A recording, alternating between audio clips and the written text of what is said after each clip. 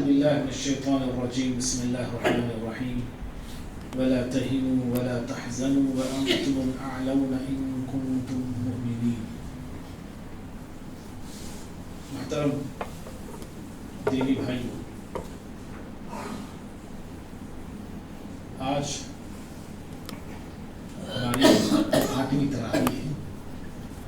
7 روزے ہم اللہ تعالیٰ کے فضل سے مکمل کر چکے ہیں. آج جو ہم آیتیں نماز تراویح میں سن رہے ہیں وہ 4 پارے کی آیتیں ہیں. کل بھی 4 پارے کی آیتیں ہم نے سنا اور انشاءاللہ آج 4 پارے کی ہم بالکل اینڈنگ کے قریب میں ہیں. کل کی 3 باتیں، پرسوں کی 3 باتیں باقی رہ گئی تھی. سب سے پہلی بات جو پرسوں کے درس کی ہے اتحاد کے حوالے سے کہ پوری دنیا میں اتحاد آ سکتا ہے. یہودیوں سے، عیسائیوں سے، جب ان سے آ سکتا ہے تو پھر ہمارے مسلمانوں سے کیوں نہیں آ سکتا؟ لیکن 3 شرطیں ہیں اس کے لیے جو اللہ تعالیٰ نے بتایا ہے. سب سے پہلی چیز یہ ہے کہ ایک مرتبہ پیارے نبی صلی اللہ علیہ وسلم بادشاہ ہرقل کو خط آپ نے لکھا، اسلام کی اس کو دعوت دی، اور اس میں آپ صلی اللہ علیہ وسلم نے ایک آیت قرآن مجید کی سورہ آل عمران کی لکھتے ہیں کہ یا اہل الکتاب تعالوا الی کلمۃ سواء بیننا و بینکم. کہا کہ اے اہل کتاب آؤ اس بات کی طرف جو ہم میں اور تم میں برابر ہے. کیا برابر ہے؟ اللہ تعبد الا اللہ. پہلی شرط یہ کہ ہم صرف ایک اللہ کی عبادت کریں گے. ولا اللہ تعبد الا اللہ ولا نشرک به شیئا. دوسری یہ کہ اس کے ساتھ کسی کو شریک نہیں کریں گے. اور تیسری یہ ولا يتخذ بعضنا بعضا اربابا من دون اللہ. اللہ رب العالمین کے علاوہ کسی کو ہم رب نہیں بنائیں گے. یعنی شریعت نافذ کرنے والا صرف اللہ تعالیٰ ہے، کوئی اور نہیں ہے. تو یہ 3 شرائط، اگر جو قوم بھی ان 3 شرائط کو مانے گی تو اتحاد آئے گا. مسلم بھی اور دیگر اقوام بھی متحد ہو سکتے ہیں. ایک اللہ کی عبادت کرنا ہے، اس کے ساتھ کسی کو شریک نہیں کرنا ہے، اور صرف اللہ رب العالمین ہی کو شارع ماننا ہے. حلال حرام کا فیصلہ اللہ تعالیٰ ہی کرتا ہے. تو یہ 3 چیزیں ہیں. اور اگر آج بھی ان چیزوں میں اختلاف اگر مسلمان میں ہوتا ہے تو پھر وہ متحد نہیں ہو سکتے. دیکھو کتنے ایسے مسلمان ہیں آج ہم بکھرے کیوں ہیں، الگ کیوں ہیں؟ اس لیے کہ مسلمان کوئی ہے اللہ کی بھی عبادت کرتا ہے، غیروں کی بھی کرتا ہے، اللہ کے ساتھ کسی اور کو شریک کرتا ہے، یا شریعت کی بات لینے کے بجائے بزرگوں کی لیتا ہے، اپنے بڑوں کی لیتا ہے، ان کے فتووں پہ چلتا ہے. قرآن اور سنت کی بات آنے کے بعد کہتا ہے کہ نہیں، ہمارے بزرگوں نے جو کہا ہم اسی پہ چلیں گے. تو بزرگوں کا دین جب لیا جائے، اللہ کے دین کو نظر انداز کیا جائے، پھر اتحاد کیوں کر آ سکتا ہے اور کیسے آ سکتا ہے؟ ٹھیک، مختصر آگے ہم پڑھتے ہیں. کل کی جو باتیں رہ گئی، جنگ بدر، جنگ احد، اللہ تعالیٰ نے دونوں جنگوں کا ایک بعد دیگرے ذکر فرمایا ہے. بدر میں جیت کیوں ہوئی، احد میں شکست کیوں ہوئی، اس کا ذکر میں نے کل کر دیا اختصار کے ساتھ. جب احد میں مسلمان جو کہ شروع میں جیت حاصل کر چکے تھے، لیکن جب بعد میں خالد بن ولید رضی اللہ تعالیٰ عنہ جو کہ ابھی اس وقت مسلمان نہیں تھے، انہوں نے صحابہ پر، مسلمانوں پر حملہ کیا اور جیتی ہوئی بازی مسلمانوں کے ہاتھوں سے نکل گئی. 70 صحابہ شہید ہو گئے، کئی زخمی ہو گئے. خود پیارے نبی صلی اللہ علیہ وسلم بھی زخمی تھے، آپ کے داغ ٹوٹ گئے تھے. تو ایسے عالم میں اللہ رب العالمین حضرات صحابہ کرام کو 3 باتوں سے تسلی دیا. پہلی بات، اللہ تعالیٰ نے ان سے کہا کہ اللہ رب العالمین کی جو نعمتیں ہیں جو تم پہ پہلے نازل کی گئی، یہ اللہ نے پہلے تمہارے ساتھ جو انعام کا معاملہ کیا اس کو یاد کرو. اللہ نے اس شکست سے پہلے اللہ نے تمہارے ساتھ کیا معاملہ کیا, کتنے انعامات اللہ نے تم کو دیے, کیسی نعمتوں سے اللہ نے تمہیں نوازا, وہ نعمتیں یاد کرو. انسان مصیبت میں جب گرفتار ہوتا ہے, مصیبت میں گرفتار ہونے کے بعد مصیبت سے پہلے کی جو زندگی ہے نا, وہ زندگی کو اگر یاد کرتا ہے تو اس کی مصیبت ہلکی ہو جاتی ہے, ہوتی نہیں. انسان بیمار ہو گیا, 50 سال کے بعد بیمار ہوا, ٹھیک, 50 سال کے بعد بیمار پڑا. اس بیماری میں اگر وہ یاد کرے, ارے 50 سال تو میرے صحت کے تھے نا, عافیت کے تھے, اللہ طاقت قوت مجھے دے رکھا تھا, اب بیمار ہوا ہوں میں. اگر وہ 50 سال کو یاد کرے گا نا, بیماری اس کو ہلکی لگے گی. سمجھ رہے بھائی بات؟ تو اللہ تعالیٰ نے ان سے کہا کہ آج تمہیں شکست ہوئی, لیکن پہلے یاد کرو نا اللہ کی نعمت ہے. کیا پہلے کی کون سی نعمت ہے؟ بدر میں جیتے نا تم لوگ, اللہ نے جیت سے تمہیں نوازا. آج تمہارے 70 یہاں پہ مارے گئے, تمہیں تکلیف ہے, یاد کرو بدر کو, تم نے ان کے 70 کو مارا تھا, اور پھر یہ تو صرف تمہارے 70 مارے گئے, تم نے ان کے 70 کو مارا اور 70 کو قید کیا تھا تم نے. کتنی بڑی نعمت ہے, وہ نعمت کو یاد کرو, اللہ نے کہا. دوسری چیز اللہ نے جو تسلی دی صحابہ کرام کو, وہ یہ ہے, تمہارے جو مقتول ہیں, جو اس جنگ میں, جنگ احد میں مارے گئے, شہید ہو گئے, یہ جنتی ہیں, جنتی ہیں. اور جو کفار کے لوگ مارے گئے ہیں نا, جتنے بھی قتل ہوئے, وہ سارے کے سارے جہنمی ہیں. جب پیارے نبی صلی اللہ علیہ وسلم پہاڑ پر صحابہ کرام کو لے کر چڑھ گئے, جب مشرکین کا پلڑا بھاری ہو گیا احد میں, آپ صلی اللہ علیہ وسلم نے سارے صحابہ کرام کو لے کے پہاڑ کے دامن میں چلے گئے. ابو سفیان پہاڑ کے پاس آ کے چکر کاٹنے لگے اور آواز لگانے لگے کہ محمد صلی اللہ علیہ وسلم زندہ ہے. کوئی جواب نہیں آیا. پھر کہا کہ ابو بکر رضی اللہ تعالیٰ زندہ ہے, عمر رضی اللہ تعالیٰ زندہ ہے. کوئی جواب آپ صلی اللہ علیہ وسلم نے دینے نہیں کہا. تو اس وقت ابو سفیان نے کہا اعلیٰ حبل, ہمارا حبل جو خدا ہے وہ بلند و بالا ہے. اپنے خدا کی بلندگی کا ذکر وہ کرنے لگے. تو اس وقت پیارے نبی صلی اللہ علیہ وسلم نے کہا کہ اب اے صحابہ تم جواب دو, اللہ اعلیٰ و اجل, اللہ سب سے بلند ہے, تیرا کیا خدا بلند ہے, اللہ تو بلند ہے. پھر اس کے بعد پیارے نبی صلی اللہ علیہ وسلم کی طرف سے یہ اعلان ہوا, یعنی مشرکین کو جو کہا گیا کہ ہمارے جو مقتول ہیں وہ جنت میں ہیں, اور تمہارے جو مقتول ہیں, جو تمہارے لوگ مارے گئے ہیں, وہ جہنم میں ہیں. اگر کوئی جنتی کہا جائے کہ فلاں جنتی ہے, ہمت دلا دیں, تسلی ملے گی نا, اس کو ملے گی نا تسلی. اللہ نے اس طرح تسلی دی. اور تیسری چیز جو اللہ نے ان کو تسلی دی وہ یہ, قرآن کی آیت اللہ نے نازل کیا کہ جو قتل ہو گئے اللہ کے راستے میں, آج جو مارے گئے ہیں, شہید ہو گئے ہیں, ان کو مردہ مت کہو. کتنا بڑا اعزاز اللہ نے انہیں نوازا, کتنا بڑا انعام اللہ نے انہیں عطا کیا. ابھی آیت ہم نے سنی ہے, وَلَا تَحْسَبَنَّ الَّذِينَ قُتِلُوا فِي سَبِيلِ اللَّهِ أَمْوَاتًا بَلْ أَحْيَاءٌ عِنْدَ رَبِّهِمْ يُرْزَقُونَ. کہا کہ ان کو مردہ مت کہو. اس سے پہلے درس میں نے کہا, سورہ بقرہ میں کہا وَلَا تَقُولُوا, مردہ کہنا نہیں. یہاں پہ کہا وَلَا تَحْسَبَنَّ, مردہ سمجھنا بھی نہیں. بات سمجھ رہے ہیں؟ سورہ بقرہ میں کہا کہنا نہیں, یہاں پہ بول رہا اللہ تعالیٰ سمجھنا نہیں, وہ مردہ ہیں, زندہ ہیں, وہ اپنے رب کے پاس کھا رہے پی رہے مزے سے. تسلی ملے گی کہ نہیں جی؟ اس طرح اللہ تعالیٰ نے 3 باتوں سے تسلی انہیں دیا. بھائیوں, آج زمانے میں دنیا والے ہمیں ڈرا رہے ہیں, دھمکا رہے ہیں, خوف زدہ کر رہے ہیں, اور خاص طور پہ ہندوستان کے حالات, سی اے کا مسئلہ جو فی الوقت زوروں پہ چل رہا ہے, اور بھی ایسے بہت سارے مسائل ہیں. ان مسائل کو لے کر ایک طرح کی کم ہمتی, پستی, بزدلی, ایک ڈر, ایک خوف مسلمانوں کے اندر پایا جاتا ہے, اور دشمن ہمیں ڈرا بھی رہا ہے, خوف زدہ کر رہا ہے. اللہ رب العالمین ہمیں ہمت دیتا ہے, تسلی دیتا ہے. کیا کہتا ہے اللہ؟ ایک شرط کے ساتھ کہا وَلَا تَهِنُوا وَلَا تَحْزَنُوا وَأَنْتُمُ الْأَعْلَوْنَ إِن كُنتُم مُؤْمِنِينَ. کہا کہ کمزور بنو مت، غم کرو مت، تم ہی سر بلند رہو گے.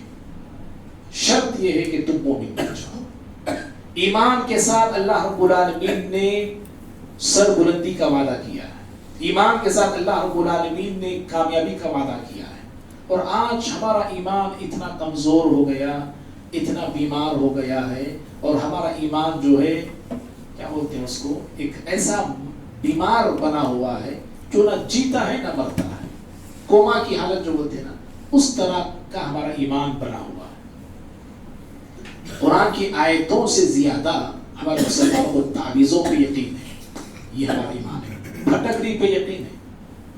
لگاتے ہیں نا گھروں کے پاس وہی پتھر جو ہوتا، پھٹکری بولتے ہیں.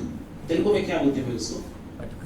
پھٹکری بولتے ہیں. کیا پھٹکری لگاتے ہیں ہمارے مسلمان. دکانوں پہ لگا رہا ہے کالے دھاگے میں، شاید کالا دھاگے بال شاید کالے بالوں میں لپیٹ کے اس پھٹکری کو پھٹ کر کے باندھ دیتا ہے. کوئی دکان پہ باندھ رہا ہے، کوئی مکان کے سامنے باندھ رہا ہے، نیبو باندھے جا رہے ہیں. یہ اس طرح کا ایمان ہے. یاد رکھیے ایمان معتبر کب ہوتا ہے جانتے ہیں؟ میں بھی اللہ معاف کرے، ہم سب سمجھ رہے ہیں کہ ہم ایمان والے ہیں. اگر ہمارا ایمان اگر صحابہ کے ایمان سے کمپیئر کریں گے، صحیح بولو لفظ میں، ان کے ایمان سے اگر ہم موازنہ کریں گے تو کیا آپ بتائیے، میں نہیں بولوں گا، آپ بتائیے کیا واقعیتاً ہم صحابہ کے ایمان کے سامنے ہمارا ایمان معتبر ہے؟ جی میں نہیں بولوں گا، آپ ہی بولیں گے. اب پھر مول صاحب ہم ایسا گرا ڈالے، آپ بولنا نہیں. میں آپ سے سوال کر رہا ہوں، جواب آپ دیں گے. کیا ہمارا ایمان واقعیتاً ایسا ہے؟ ہدایت یافتہ ہونے کے لیے قرآن کی آیت ہے، سورہ بقرہ کی بدلی صورت ہے. یہ قرآن کی آیت ہے. اللہ نے کہا فَإِنْ آمَنُوا بِمِثْلِ مَا آمَنْتُمْ بِهِ فَقَدِ اهْتَدَوْا. ایمان ایسے لاؤ جیسے اللہ کے نبی صلی اللہ علیہ وسلم کے صحابہ نے ایمان لایا ہے. اللہ نے کہا، اور اسی وقت ہم ہدایت یافتہ بنیں گے. بتا فَقَدِ اهْتَدَوْا، ہدایت یافتہ تم اسی وقت بنو گے جب ہمارا ایمان اس کوالٹی کا ہوگا، اس معیار کا ہوگا، اس درجے کا ہوگا، اس کیفیت کا ہوگا تو ہم ہدایت یافتہ ہیں. اگر ہمارا ایمان صحابہ کی ایمان جیسا نہیں ہے تو پھر آپ بتائیے ایمان کہاں، ہدایت کہاں؟ ایمان نہیں تو ہدایت سے محروم ہے. تو اللہ تعالیٰ نے اس شرط کے ساتھ وعدہ کیا ہے سر بلند تم رہو گے. اس کے بعد اللہ رب العالمین نے بخیل کے حوالے سے ذکر کیا، جو بھی ہم نے آیت سنی ہے. بخیل انسان یہ سمجھتا ہے بخل کر کر کے، بچا بچا کے، سینت سینت کے، گن گن کے، جمع کر کر کے جو رکھ کے یہ سمجھتا ہے میں بہت اچھا کر رہا ہوں، بہت اچھا کام کر رہا ہوں، مجھ سے زیادہ ہوشیار کون، بہت اچھا کر رہا ہوں، میں یہ جو بھی کر رہا ہوں یہ میرے اچھے کے لیے ہے. وہ سمجھتا ہے یہ اس میں خیر ہے. اللہ فرماتا بل ہوا شر لہم، یہ خیر نہیں یہ شر ہے جو تم کر رہے ہو. اللہ کی دی ہوئی دولت کو اللہ کے بندوں پہ خرچ کرنے کے بجائے تم صرف اپنے آپ کے لیے سیو کر کے رکھ رہے ہو اور سمجھتے ہو کہ خیر ہے. یہ نہیں، خیر تو یہ ہے کہ جو خیر تمہیں ملا ہے وہ خیر دوسروں تک پہنچاؤ، دوسروں تک پہنچاؤ، یہ خیر ہے. اور اگر تم صرف اپنے لیے سیو کے رکھتے ہو اور سمجھتے ہو کہ اس میں میری بھلائی ہے، اللہ تعالیٰ فرماتے ہیں نہیں، یہ بھلائی نہیں بلکہ اپنے حق میں تم برائی کر رہے ہو. بل ہوا شر. اس کے بعد اللہ تعالیٰ نے کامیاب کون ہے، اصل کامیابی کیا ہے، اس کو اللہ نے بیان کیا. اصل کامیابی کا ہے، کہا فمن زحزح عن النار وادخل الجنة فقد فاز. کہا کہ اصل کامیابی یہ ہے کہ انسان مرنے کے بعد روز آخرت جہنم سے آزاد کر دیا جائے، جہنم سے بچا لیا جائے اور جنت کا داخلہ اسے مل جائے. یہ بہت بڑی کامیابی ہے، بہت بڑی کامیابی ہے. لیکن اس کامیابی کو پانے کے لیے سامنے ایک پل ہے، سامنے ایک پل ہے، اس پل کو پار کرنا پڑتا ہے. اور پیچھے ایک ایسا ایک وار ہے، ایک ایسی چیز ہے جو ہمیں کامیابی کی طرف جانے سے روکتی اور کی طرف کھینچتی ہے. سمجھ رہے؟ کامیابی کی طرف جانے کے لیے ایک ایسی چیز ہمارے پیچھے ہے جو ہمیں کھینچ رہی ہے اپنی طرف. اور ہم ہیں کہ اس کامیابی کو پانے کے لیے یا پانے سے اپنے آپ کو پانے کا حقدار بنانے کے بجائے اسی چیز کی طرف ہم پیچھے آ رہے ہیں جو ہمیں کھینچ رہی ہے. کیا ہے وہ چیز؟ سامنے ایک چیز اللہ نے رکھا ہے. اللہ نے کہا کل نفس ذائقۃ الموت. موت نہیں. جنت کے حقدار بننے کے لیے موت کے پل کو پار کر کے جانا پڑے گا. سامنے اللہ نے موت کو رکھا ہے. اور پیچھے جو ہے جو ہمیں کھینچ رہی ہے دھوکے پہ دھوکہ دیتی ہے وہ دنیا ہے. وَمَا الْحَيَاةُ الدُّنْيَا إِلَّا مَتَاعُ الْغُرُورِ. اللہ نے کہا یہ دنیا دھوکے کا سامان ہے. یہ دھوکے کا سامان ہے. یہ کہیں اس کے دھوکے میں نہ آنا. اور اصل جو زندگی ہے اصل جو کامیابی ہے کہیں اس کو نظر انداز نہ کر دینا. ہمارے دنیا جو ہے دھوکے کا سامان ہے. یہ اس سے ہوشیار رہنا ہر مسلمان کے لیے بے حد ضروری ہے. معزز بھائیوں، سورہ آل عمران کے بعد سورہ نساء کا آغاز ہوا ہے. کئی ایک مضامین ہیں، صرف 2 مضامین کی طرف اشارہ کر کے بات میں ختم کرتا ہوں. سورہ نساء قرآن مجید میں عورتوں کے نام سے ایک سورت ہے. قرآن مجید میں سورۃ الرجال نام کی کوئی سورت نہیں. مردوں کے نام سے کوئی سورت نہیں ہے. مردوں والی سورت نہیں، عورتوں والی یا عورتوں کے نام پہ ایک سورت اللہ نے نازل فرمایا جس میں عورتوں کے حقوق بتائے گئے. عورتوں کے تعلق سے جو ظلم اور زیادتی معاشرے میں پہلے ہوتی تھی اس کو اللہ تعالیٰ نے ازالہ کیا. اور عورتوں کو جو وراثت سے دور کیا جاتا تھا اللہ رب العالمین نے وراثت میں ان کا حق ٹھہرایا. ایسی کئی ایک باتیں اللہ تعالیٰ نے بیان فرمایا ہے. اور معاشرے میں دیکھیے 2 طبقے ہر دور میں بڑے کمزور رہے ہیں. 2 طبقے، ایک عورت، ٹھیک، دوسرا ہے یتیم. معاشرے کے ایک بڑے کمزور طبقے ہی ہیں. ایک عورت ہے، ایک یتیم ہے. اللہ رب العالمین نے سب سے یتیم میں بھی 2 یتیم ہیں. 2 طرح کی یتیم ہیں. ایک لڑکی یتیم، ٹھیک، ایک لڑکا یتیم. ایک کہیں لڑکی یتیم ہوتی ہے، کہیں لڑکا یتیم ہوتا ہے، ٹھیک ہے نا. اللہ تعالیٰ نے سورۃ النساء کے شروع میں یتیم لڑکی کا ذکر کیا ہے، یتیم لڑکے کا نہیں. بہت سارے لوگ کہتے ہیں نا اسلام میں عورتوں کے حقوق نہیں، عورتوں کو کوئی عزت نہیں، عورتوں کی کوئی فضیلت نہیں، اور اسلام میں عورتوں کے حقوق چھینے گئے، فلاں فلاں کیا کچھ نہیں کہتے ہیں دشمنان اسلام. اللہ تعالیٰ نے 2 گروہوں کا جو کمزور طبقے ہیں اللہ نے پہلے ان کا ذکر کیا، پھر اس میں سب سے زیادہ کمزور یتیم، اور یتیم میں لڑکی، اس کا اللہ نے سب سے پہلے ذکر کیا. اور پھر اس کے بعد اللہ نے ایک بڑا اہم ٹاپک یا اہم بات اللہ نے بیان فرمائی کہ فَانْكِحُوا مَا طَابَ لَكُم مِّنَ النِّسَاءِ مَثْنَى وَثُلَاثَ وَرُبَاعَ. کہا کہ نکاح کرو، جو عورتیں تمہیں اچھی لگتی ہیں ان سے شادی کرو. کہ 2 کرو، 3 کرو، 4 کرو. ایک سے اللہ نے شروع نہیں کیا، 2 سے شروع کیا اللہ تعالیٰ نے. 2 کرو، 3 کرو، 4 کرو. اور یہ ٹاپک ہماری اس مسجد میں اچھا کھل کے بول سکتے ہیں ہم لوگ. حقیقت عورتیں تو نہیں ہے ہمارے پاس، اچھا کھل کے بول سکتے ہیں، ہے کہ نہیں؟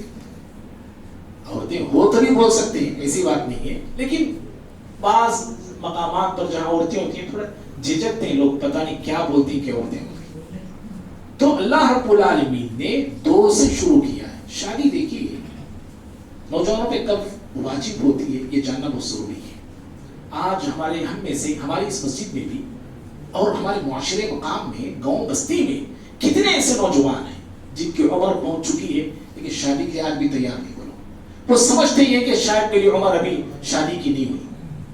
شادی ہوا تو کیا اتنا امپورٹنٹ نہیں ہے، یہ میرا پرسنل ہی ہے. لوگ بولتے ہیں ایسا کیا جی کب کرے شاید یہ پرسنل میں آؤ نا بولتے میرے کو پرسنل کہیں ہوتا بھائی ہے یار. کون بولا تجھے؟ کس نے کہا؟ ارے تو گلی میں جائے گا کتنے لڑکیوں کو تو دیکھے گا، پتہ نہیں تو کن کن لڑکیوں کے ساتھ تو کیا کرے گا. پرسنل کیوں ہے یہ معاشرے کا، یہ معاشرے سے تعلق رکھنے والا ٹاپک ہے یہ، اور ہاٹ ٹاپک ہے یہ. کتنے نوجوان ہیں کما رہے، جما رہے، گھر ہے، طاقت ہے، سب کچھ ہے، شادی نہیں کر رہے. غلط ہے، یاد رکھو.